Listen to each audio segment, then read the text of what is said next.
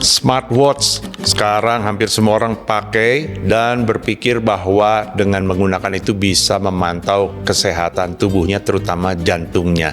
Tapi seberapa jauh akurasinya? Nah, itu yang mau kita bahas dalam video kali ini.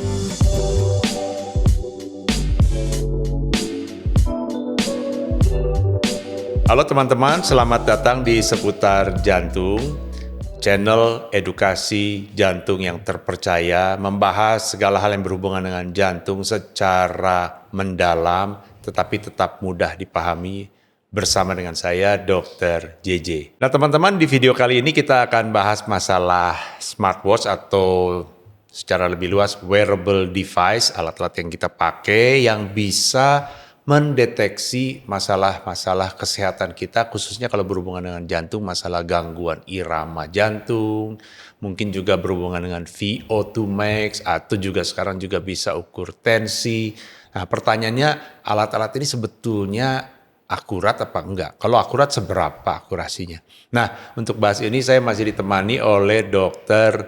Dwita, spesialis jantung dan pembuluh darah. Sekali lagi, halo Dr. Dwita. Ya, selamat sore Dr. Jaja. Ya, nah kita sudah video ketiga. Mungkin teman-teman saya sarankan untuk nonton dari video pertama, diskusi kita dengan Dr. Dwita, seru semuanya. Dan juga yang mungkin baru ketemu hari ini, saya ingatkan sekali lagi Dr. Dwita ini dokter spesialis jantung, konsultannya di bidang preventif kardiologi ya, kardiologi pencegahan, tapi juga secara khusus sekarang beliau ini satu-satunya dokter yang mendalami bidang, bukan mendalami, udah selesai ya, sport kardiologi. Jadi ini cocok bener kita diskusi soal ini. Sekarang semua orang pakai smartwatch, ya, apa lebih luasnya boleh wearable device ya, tapi smartwatch lah yang terutama ya. Tujuannya buat kesehatan kayaknya ya, atau buat gaya-gaya. Sebenarnya sih karena namanya juga smart ya dok ya. Jadi banyak hal yang dilihat dari sekedar hanya melihat jam saja gitu. Jadi yang pertama dia tuh bisa melihat biasanya saturasi oksigen, ada yang bisa gitu. Saturasi. Terus melihat ada yang sekarang teknologi ada yang bisa melihat tekanan darah. Tensi juga. Tensi ya, yang bahkan bisa jamnya bisa kayak cuff-nya bisa seperti kayak tensimeter lah ya, kayak bisa ngembang kempis sendiri. Terus yang ketiga ada yang mengukur VO2 max. VO2 max itu kalau teman-teman belum tahu, ini adalah maksimal oxygen consumption. Jadi konsumsi oksigen saat kita lagi olahraga gitu.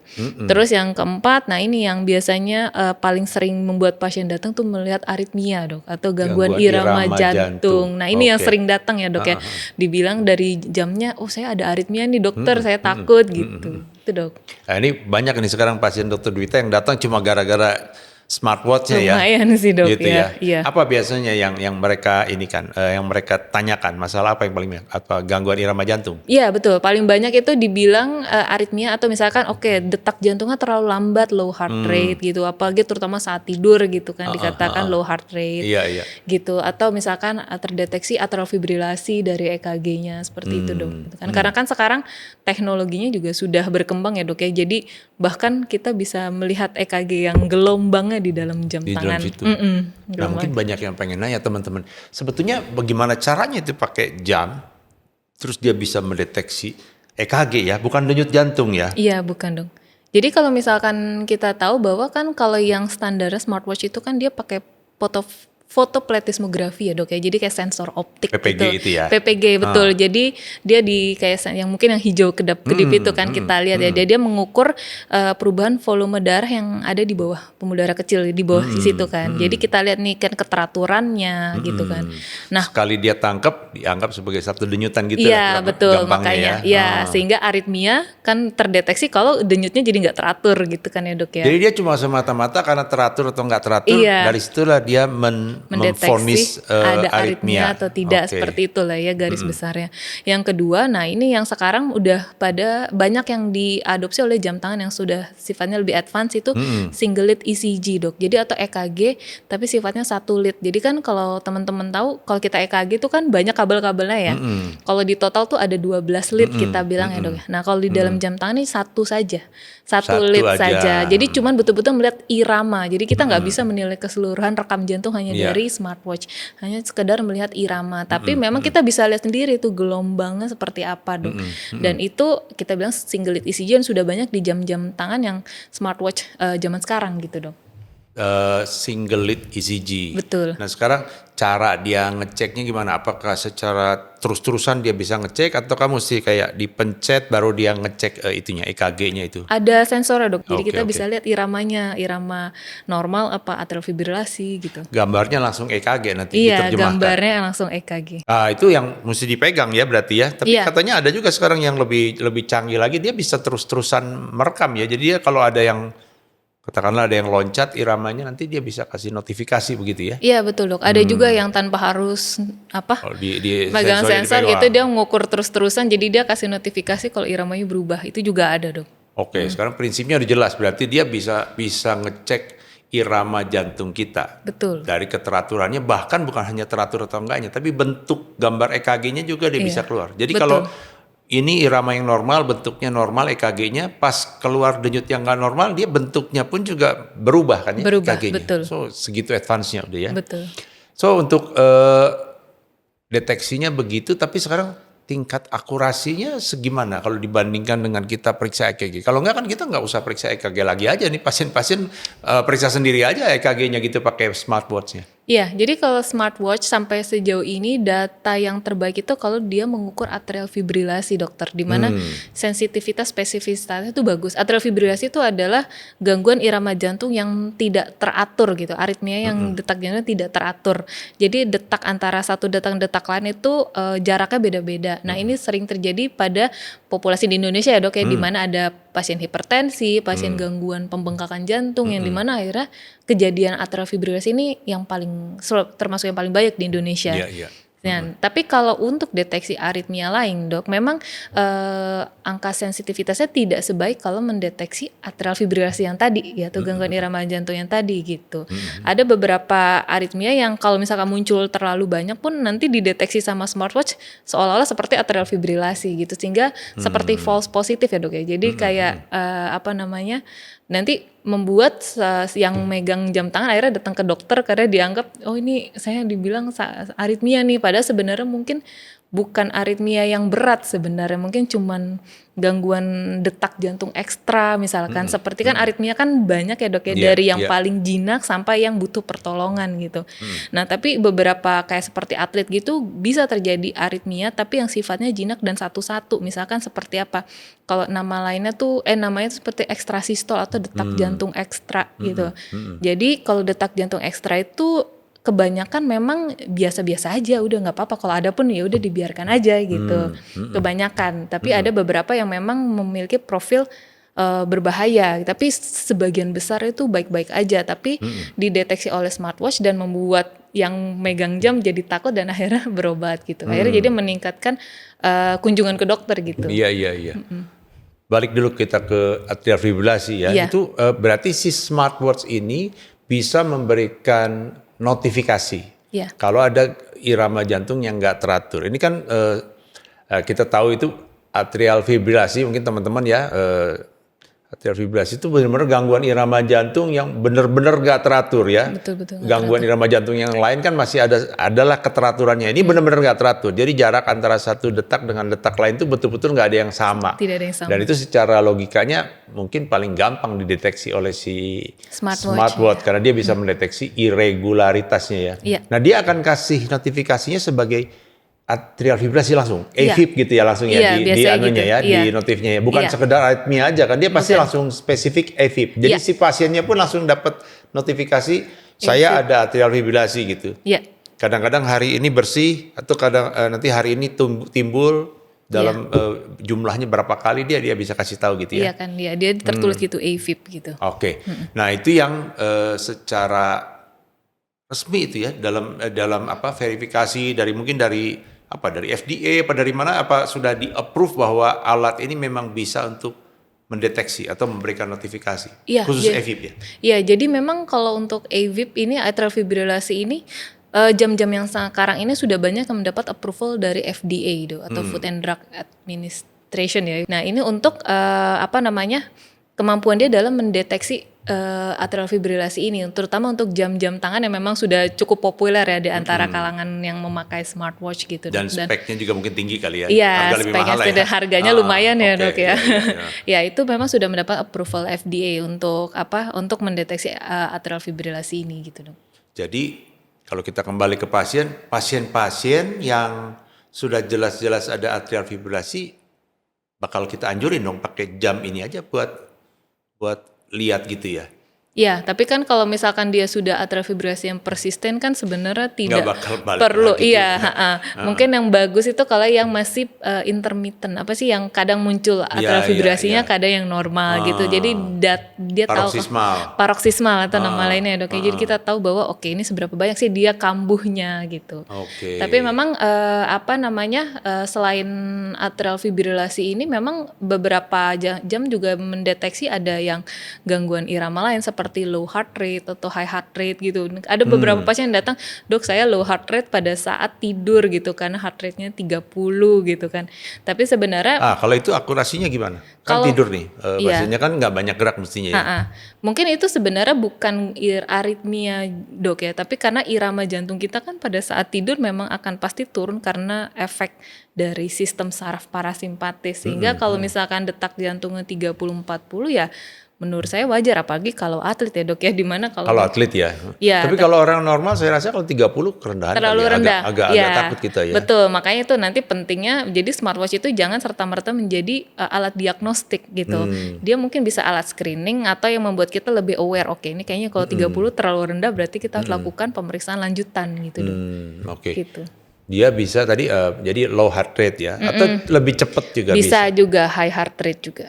Kapan kita mesti aware nih cepatnya tuh kecepatan ini gitu, di angka berapa biasanya kalau dokter Dwita?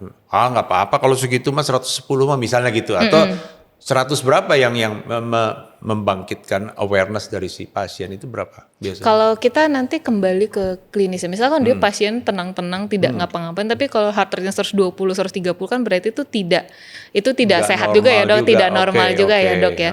Tapi kalau dalam aktivitas, tapi kan kalau kita kan di atas 150 udah kita anggap aritmia ya dok ya, aritmia cepat ya dok ya.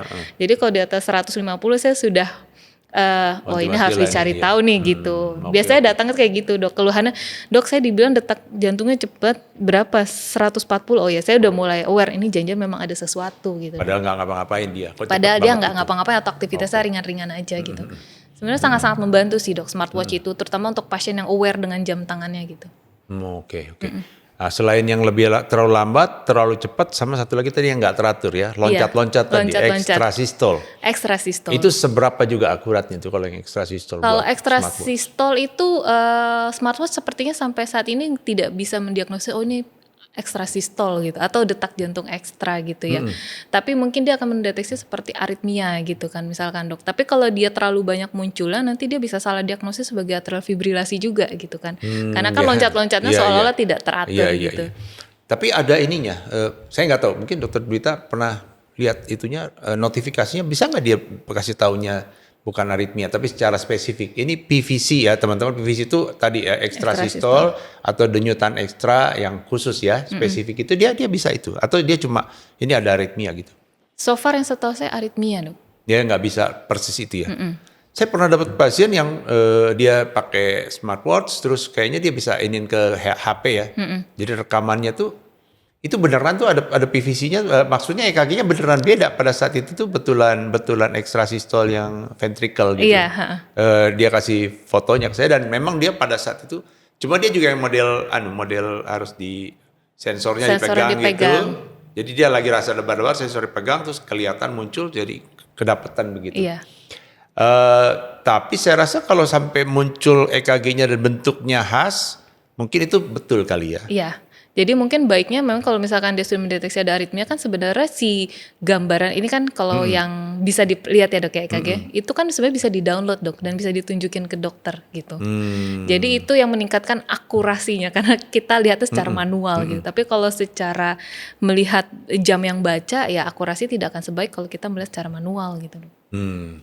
Nah sebagai Dokter Dwita bergerak di bidang sekarang sports kardiologi, mungkin banyak nih atlet-atlet yang datang atau bukan atlet tapi pegiat olahraga yang hampir pastilah dia pakai smartwatch gitu ya. Sering pasien datang cuma gara-gara dia ada notifikasi di situ dan dia pengen tahu ini sehat apa enggak gitu. Lumayan banyak sih dokter. Iya, karena rata-rata memang karena jam tangan memberitahu sesuatu gitu. Itu banyak sih. Biasanya apa tuh? Notifikasinya apa biasanya? Aritmia? Beberapa ada yang low heart rate saat tidur gitu kan. Ada yang aritmia gitu. Seperti itu sih dok. Dan akhirnya kita ya udah kalau untuk pastinya kita holter aja gitu atau pemeriksaan jantung 24 jam, rekam jantung 24 jam. Tetap juga mesti dipastikan dengan betul. pemeriksaan yang medis ya. Iya. Tapi seberapa banyak dari mereka yang ternyata betul-betul ada masalah aritmia? Jarang sih dok.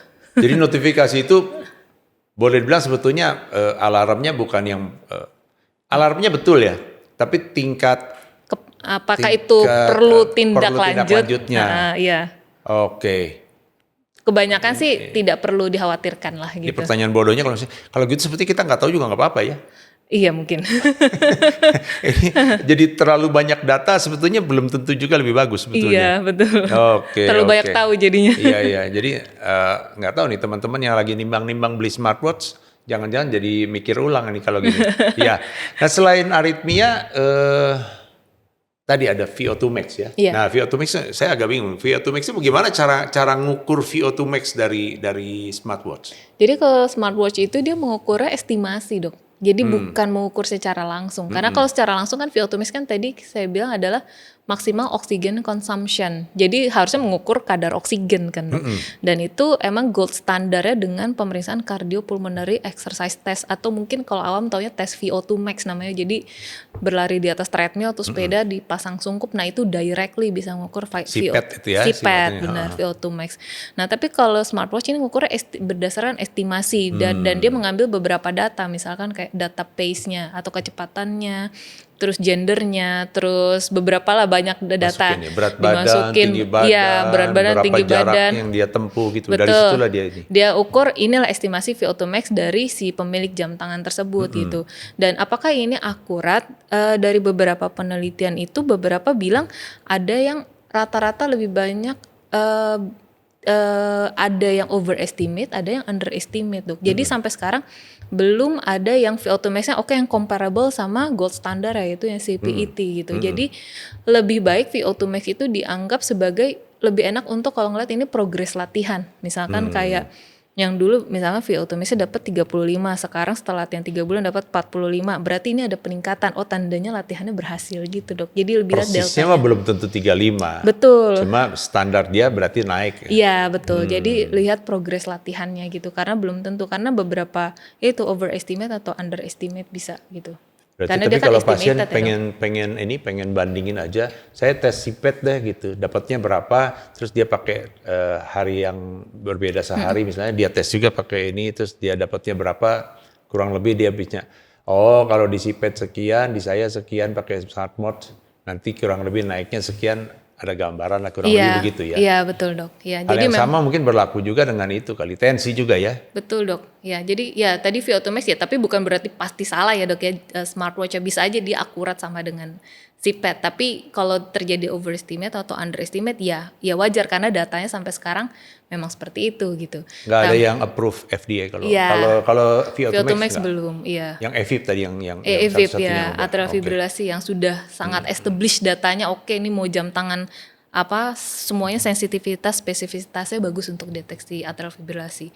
Nah kalau untuk tekanan darah ini yang menarik ya dok ya, karena ada jam tangan sekarang yang bisa kembang kepis sendiri dan setelah yang saya baca sih dari literaturnya sih akurasi lumayan baik ya dok ya. Tapi kecuali kalau yang dia deteksi tekanan darahnya pakai PPG juga. Nah itu yang akurasinya belum baik sampai saat ini. Cuma pakai PPG, pakai itu tadi lampu hijau itu. Iya, terus ini tekanan darah sekian gitu langsung muncul. Nah itu emang akurasinya memang belum baik. Tapi kalau yang sudah pakai cuff ya? Mini cuff itu ya, itu akurasinya lumayan baik untuk sekarang. Gitu. Iya, tapi katanya juga tetap kalau standar tetap mesti yang brachial. Iya, betul dok. Ya, jadi memang kembali lagi smartwatch ini bukan alat diagnostik ya dok ya. Jadi kayak tools untuk meng-guide kita screening dari awal gitu ya sih dok. Nah cuma kadang-kadang kan pasien kan kalau saya dok daripada bawa-bawa alat tensimeter gede kan susah. Kalau pakai ini kan anytime saya bisa cek saya tensinya berapa. Biasanya saya suka kasih masukan ya udahlah dicek aja sekali ukur tensi sini di sini, terus kira-kira selisihnya berapa, nanti udah dapat gambaran kira-kira kalaupun berbeda selisih berapa dengan yang asli pakai brachial, kira-kira gitu kali buat Iya, monitoring mungkin ya. ya, buat Oke, guiding oke, aja oke. ya dok. So far kalau dari yang Dokter Dwita tahu, yang paling akurat atau paling recommended yang mana untuk smartwatch ini? Oke, jadi balik lagi sih dok, kita mau membeli smartwatch ini tujuannya untuk apa ya? Kalau memang untuk guiding kita olahraga, untuk melihat heart rate atau heart rate variability atau ngelihat atrial fibrillasi atau tidak, itu kan memang rata-rata smartwatch, apalagi yang sekarang yang sudah advance, itu sebenarnya bagus-bagus sih dok. Jadi saya tidak bisa menyarankan apa ya? Merek tertentu. Iya, merek tertentu karena Kayaknya ini ya, secara comparable semuanya. semuanya ya, secara angka, sensitivitas, spesifitasnya bagus-bagus semua gitu. Tapi mungkin kalau mau memberikan suatu saran, mungkin jangan yang murah. Oke. Karena kita Ada harga, ada barang. Ya? ada harga, ada Oke, barang oke, ya. iya. Lebih spek lebih tinggi, biasanya akurasi lebih bagus. Iya betul Dan dok. bisa itunya, macam-macam ya, pemeriksaannya bisa banyak ya. Iya betul dok. Iya. Satu lagi yang terakhir mungkin kalau dengan atlet dan orang yang bukan atlet, ada perbedaan nggak yang bisa data yang bisa disampaikan oleh smartwatch, atau kelainan iramanya ada berbeda nggak, frekuensi atau bukan frekuensi apa ya, insidennya? Insiden ya, oke. Jadi kalau pada atlet itu kan ya kita bicara EKG pada atlet ya dok. Kalau EKG pada atlet itu dibagi menjadi 3 box besar ya kalau dalam guideline-nya. Ada box warna hijau, warna kuning, warna merah ya dok. Nah kalau misalkan box warna hijau itu ada banyak tuh kriterianya. Mau seberapa banyak dia kriteria memenuhi EKG yang di dalam box hijau pada atlet, berapa banyak itu dia tetap normal dok. Di dalam box hijau itu. Jadi green flag, yellow flag, apa red flag. Walaupun termasuk gangguan irama, tapi kalau dia masih dalam kategorinya box hijau itu nggak masalah. Enggak masalah. Tapi kan kalau smartwatch itu dia tidak deteksi itu, dia masuk Dia green nggak tahu flag. green atau Karena dia tidak tahu ini ya ini sebenarnya EKG normal-normal aja kalau pada atlet. Misalkan seperti apa ya? Mungkin kalau kita bilang ada kelainan irama nih AV block derajat 2 tipe 1 misalkan ya, itu kan kelainan di mana detak jantungnya lambat dan progresif ya dok ya. Tapi sebenarnya kalau pada atlet itu biasa, nggak ada apa-apa gitu. Itu normal-normal aja, nggak apa-apa. Karena dia terlatih dengan lambat Terlatih, itu. terlatih dengan detak jantung yang seperti itu biasa aja gitu. Tapi kalau smartwatch kan nggak bisa deteksi, itu kan dianggap sebagai suatu kelainan gitu, kayak gitu. Jadi memang pada atlet kita harus lebih hati-hati menginterpretasikan aritmia yang dideteksi dari smartwatch. Mungkin sebenarnya ya ada aritmia, tapi karena dia atlet dia masuk dalam kotak green box itu yang saya bilang ada parameter-parameter EKG normal pada atlet, gitu dong. Nah, tapi di luar masalah smartwatch itu, kalau saya jadi tertarik, kalau pada atlet sendiri sebetulnya aritmianya apa yang paling banyak dan yang mana yang mesti kita khawatirkan? Oke dok, jadi kembali lagi ke dalam tadi yang saya bilang bahwa dalam guideline itu ada 3 box yang berisi parameter EKG pada atlet yang warna hijau, kuning, dan merah ya dok ya. Nah kalau misalkan masuk dalam kategori merah rekam jantung atlet tersebut, mau dia cuma 1 aja pun itu udah harus dia dicek. Red flag udah harus dicek gitu. Tapi kalau hijau sebanyak apapun dia masuk kriteria di situ tetap aja biarin aja gitu. Nah kebanyakan pada atlet itu masuk dalam hijau itu. Gitu. Masuk di hijau itu yang pertama kita tahu yang namanya bradikardia ya dok ya, atau detak jantung lambat pada atlet. Jadi bisa sampai atlet itu kayak detak jantung 50, bahkan kalau yang high endurance itu bisa 40-an gitu kalau lagi diem gitu kan. Sebenarnya itu bukan dari ada kelainan, tapi karena pada saat dia detak jantungnya lambat, karena setiap dia sekali mompa itu yang dia pompa darahnya udah jauh lebih banyak daripada orang yang bukan atlet. Kerjanya efisien ya. Jadi ya jantungnya sangat-sangat efisien sehingga nggak perlu detaknya terlalu banyak gitu. Akhirnya dia detaknya lambat. Yang kedua itu yang tadi kita bahas tentang detak jantung ekstra ya dok, atau ekstra sistol ya kita bilangnya ya. Nah ekstra sistol ini memang kebanyakan benign atau jinak atau nggak kenapa-napa sebagian besar. Tapi ada sebagian yang memang perlu pemeriksaan lebih lanjut. Nah itu kalau di smartwatch kan nggak bisa deteksi itu ya dok ya. Yang mana yang benign, yang mana yang bukan. Karena kan kita harus lihat bentuk morfologinya, berapa banyaknya gitu kan dok ya. Nah yang berikutnya ya atrial fibrilasi dok. Atrial fibrilasi itu pada atlet kan karena endurance ya dok ya. Oh, Iya, itu juga itu kita. mencetuskan itu juga ya pada Iya, akhirnya. iya, Oke, oke. terutama yang sama lagi volume, bermain Yang di volume high volume, yang itu yang maksa lah ya. maksa sehingga kejadian atrial fibrilasi itu meningkat memang pada atlet gitu. Terus terutama yang endurance. Yang terakhir, nah ini yang pada usia muda ya secara general juga banyak itu namanya supraventricular tachycardia atau detak jantung yang sangat cepat sekali, tapi ini masuk dalam golongan gangguan irama jantung gitu. Jadi iramanya berbeda dan sangat cepat, bisa di atas 200 kali per menit. Iya, iya, iya. Saya teringat waktu itu ada statement dari salah seorang petinggi yang mengatakan bahwa seorang pebulu tangkis waktu saat lagi tanding Thomas Cup ada yang heart rate-nya sampai di atas 200 gitu. Dan menurut saya setegang apapun Nggak kita. bakal segitu ya. Iya, dan menurut saya di heart rate di atas 200 sih itu menurut saya sudah harus dicek sih sebenarnya. Bukan berarti dia pasti sakit ya dok ya, tapi kalau di atas 200 sih lebih baik dicek sih. Karena itu ada penyakit yang namanya supraventricular tachycardia gitu. Itu masuk mana? Kalau di golongan green, yellow, dan red itu masuk di mana nih? Oke, kalau supraventricular tachycardia udah pasti red tuh. Masuknya di red. Atrial fibrilasi juga masuk red. Karena kan itu kan pasti Jadi pemeriksaan lebih artinya lanjut. kalau atlet ketemu di situ, dia harus berhenti. Dia harus dicek dulu. Harus dicek. Jadi yang merah itu bukan berarti harus berhenti, tapi harus dicek lebih lanjut. Dia masih bisa, dia harus Lanjut tindakan, nggak? lanjut atau tidak gitu. Pada umumnya gimana? Kalau misalnya dia ditangani ya, kalau udah tertangani boleh balik lagi olahraganya? Bisa dok. Bisa. Bisa, tapi Sama dengan seperti koroner juga ya betul. berarti? Tapi semuanya tailor ya dok ya. Semuanya disesuaikan dengan kondisi atlet pasif. tersebut. Apakah dia balik bisa full normal atau intensitasnya dikurangi atau ya itu bisa beda dok. Nah, kapan kita harus lanjut periksa? Tadi kan ada petunjuk-petunjuk, oh ini red flag ini gitu. Apakah kan data-data dari smartwatch itu nggak bisa jadi diagnosis ya, jadi petunjuk untuk tindakan lebih lanjut. Kapan dan apa aja yang mesti diperiksa setelah itu? Baik dok, jadi kalau misalkan kita deteksinya ada aritmia nih atau atrial fibrilasi gitu, atau ya si aritmia lah apapun itu datang ke kita, nah kita lakukan pemeriksaan yang basic dulu sih dok. Kalau saya sih sudah pasti echo, USG jantung, terus Holter, karena kan kita mau tahu burden atau seberapa banyak dia timbul dalam 24 jam. 24 jam EKG ya, atau nama lainnya Holter. Yang ketiga, saya biasanya pasti lakukan exercise stress test dok, even dengan treadmill atau sepeda gitu. Belum tentu harus cek VO2 max, tapi saya mau melihat apakah kalau betul aritmia dia terinduce nggak dengan exercise, dia tercetus nggak dengan exercise. Itu ya, petunjuk red flag lagi ya. Iya. Kalau dia dengan exercise terinduce lebih bahaya. Lebih berbahaya kalau dia terinduce dengan exercise. Tandanya kan selama ini dia berolahraga sebenarnya malah berbahaya buat dia gitu kan. Iya. Ini petunjuk buat si atlet ini terus apa enggak ya?